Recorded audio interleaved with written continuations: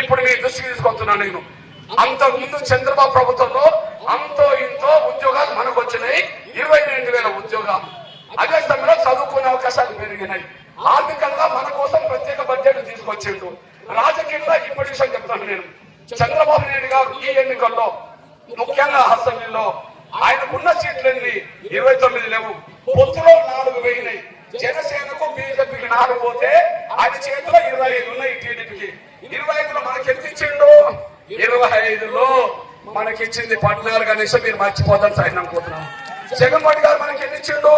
29లో మనకు 10 ఇచ్చిండు. ఆయన 29లో మనకు 10 ఇస్తే చంద్రబాబు దగ్గర ఉన్న దాంట్లో 25లో మనకు 14 ఇచ్చిందంటే చంద్రబాబు నాయుడు మన పక్కన ఉన్నాడు, మన పక్షాన ఉన్నాడని ఇది రోజు అవుతుంది. ఈ విషయాలు చర్చ పెట్టండి, మార్గ పనులను చర్చ పెట్టండి. జగన్ భవిష్యత్తు కోసం కాదు, మన భవిష్యత్తు గురించి ఆలోచించండి. జగన్ భవిష్యత్తుకే ప్రమాదం. సిబిఐ వేసిన చార్జ్ షీట్ లోనే ఆయన మీద 71,000 కోట్ల అక్రమ సంపాదన మీద విచారణ జరుగుతుంది. కేసు చార్జ్ షీట్ 8,000 కోట్లు. ముఖ్యమంత్రి కారణంగా 71,000 కోట్ల అక్రమ సంపాదన కేసు విచారణ జరుగుతుంది. మరి నీ బిడ్డల భవిష్యత్తు ఏంటి? నీ బిడ్డల చదువు ఏంటి? నీ బిడ్డల ఉద్యోగాలు ఏంటి? ఆర్థికంగా బతికేంటి? ముందు నేను కూడా ఆలోచించాలి. మాకు బిడ్డలు చెప్పండి, మాకు బిడ్డలు చెప్పండి, వయసులో చెప్పండి. వయసులో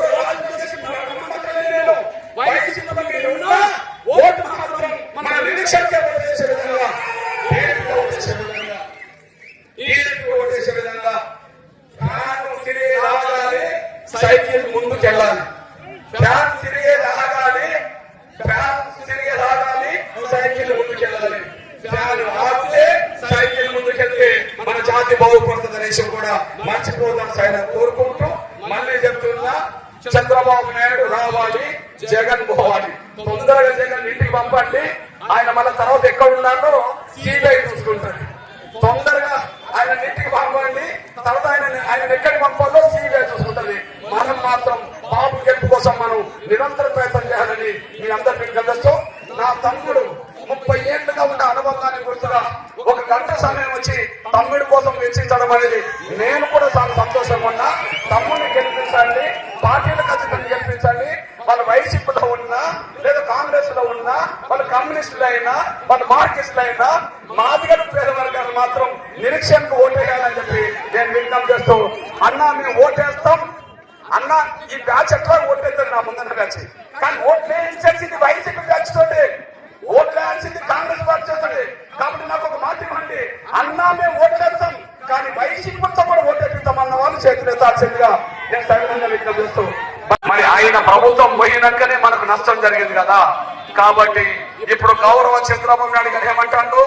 కృష్ణ, ఒకనాడు వర్గీకరణ చేసి మీకు న్యాయం చేసింది నేనే, మళ్ళీ ఆంధ్రప్రదేశ్ లో మళ్ళీ ముఖ్యమంత్రి అవుతే వర్గీకరణ చేసేది నేనేనని చెప్పి ఆయన చెప్పుకుంటూ తిరుగుతున్నాడు.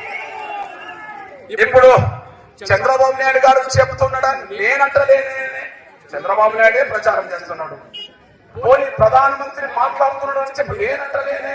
ఇప్పుడు ప్రధానమంత్రి సభలో మాదిగల గురించి, వర్గీకరణ గురించి మాట్లాడుతున్నాడు. అంటే మనం మాట్లాడిన మన మాట ఇవాళ చంద్రబాబు నాయుడు గారు మాట్లాడుతున్నాడు, దేశంలో నరేంద్ర మోడీ గారు మాట్లాడుతున్నాడు. అంటే మన సమస్య పరిష్కారం ఆంధ్రప్రదేశ్ లో చంద్రబాబు నాయుడు అయితేనే చేస్తాడు, ఢిల్లీలోనైతే నరేంద్ర మోడీ గారే చేస్తాడు. ఎందుకోసం పోరాటం చేస్తున్నాం? మన కోసం, మన బిడ్డల భవిష్యత్తు కోసమే కదా. దానికి మనకు, మన బిడ్డల భవిష్యత్తుకు గ్యారంటీ నరేంద్ర మోడీ గారు ఇస్తున్నాడు, చంద్రబాబు నాయుడు ఇస్తున్నాడు. అక్కడ నరేంద్ర మోడీ గారు ఇస్తున్నాడు, ఇక్కడ చంద్రబాబు ఇస్తున్నాడు. ఇగో మాదిగ పల్లెల్లో చర్చ జరగాలి, మాదిగ పల్లెలో చర్చ జరగాలి, వైసీపీ మాదిగలకు చర్చ జరగాలి. వైసీపీ మాదిగలకు చెప్పండి, వైసీపీ మాదిగలకు చెప్పండి, వైసీపీలో ఉన్న మీ ఓటు మాత్రం నిరీక్షణకి అయ్యండి అని చెప్పండి. వైసీపీలో ఉన్న మీ ఓటు నిరీక్షణ చేయమని చెప్పండి.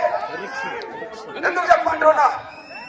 వైసీపీకి ఓటేస్తే మన బిడ్డల భవిష్యత్తు బాగుపడదు, మన బిడ్డల భవిష్యత్తు బాగుపడదు.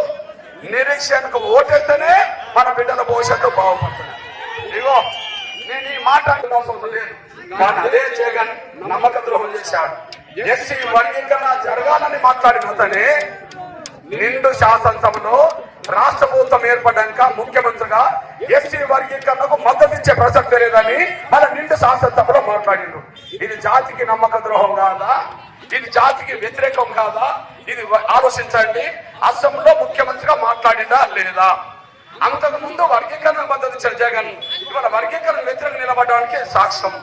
రెండోది, సుప్రీంకోర్టులో ఎస్సీ వర్గీకరణ మీద ఫిబ్రవరి 6, 7 తేదీలో విచారణ జరిగితే సుప్రీంకోర్టులో రాష్ట్ర ప్రభుత్వం తరఫున ఒక లాయర్ను పెట్టమని నేను విజ్ఞప్తి చేశా.